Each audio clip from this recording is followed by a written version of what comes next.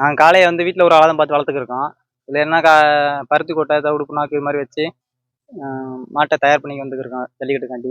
தமிழரின் பாரம்பரிய விளையாட்டான ஜல்லிக்கட்டு போட்டிகள் தை மாதத்துலேருந்து தொடங்க இருக்கு. அதனால நாங்கள் காளையெல்லாம் இப்போ வந்து ரெடி பண்ணிக்கிட்டு இருக்கோம்.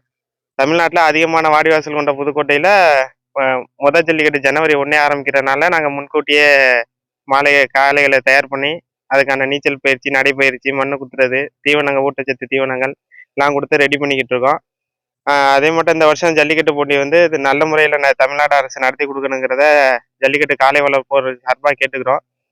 இப்போ பார்த்தீங்கன்னா இந்த ஆன்லைன் டோக்கனுங்கிற ஒரு விஷயம் வந்து ரொம்ப ஃபோர்ஜரி நடக்குது. அந்த ஆன்லைன் டோக்கன்களை ரத்து பண்ணி விழா குழுவினரே டோக்கன் கொடுக்குற மாட்டோம் ஒரு முறையை பழைய முறையை எங்களுக்கு கொண்டு வந்தால் நல்லாயிருக்கும்.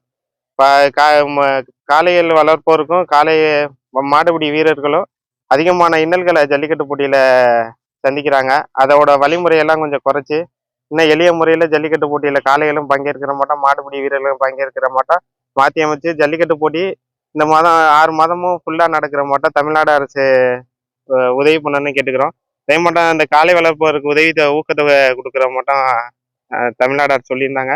அந்த ஊக்கத்தொகையும் இந்த ஆண்டு நடைமுறைப்படுத்தினா எங்களுக்கு கொஞ்சம் ஈஸியாக இருக்குது. ஏன்னா தீவனங்கள் விலைவாசி எல்லாமே உயர்ந்துருச்சு. எந்த விலைவாசியுமே குறையலை.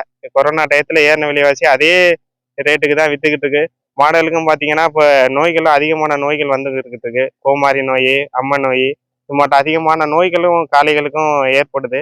அதெல்லாம் தமிழ்நாடு அரசு இந்த கால்நடைத்துறைக்கு கொஞ்சம் ஊக்கப்படுத்தி அவங்களுக்கும் வீடு வீடாக வந்து காளை வளர்ப்போருக்கு இந்த ஊட்டச்சத்து இது மட்டும் தீவனங்கள் கொடுக்குற மாட்டோம் ரெடி பண்ணாலே எங்களுக்கு கொஞ்சம் சுலபமாக தான் இருக்கும்.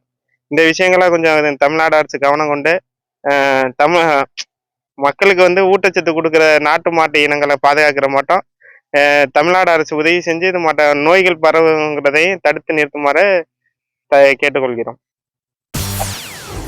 செய்திகளை உடனுக்குடன் தெரிந்து கொள்ள உடனே சப்ஸ்கிரைப் பண்ணுங்க.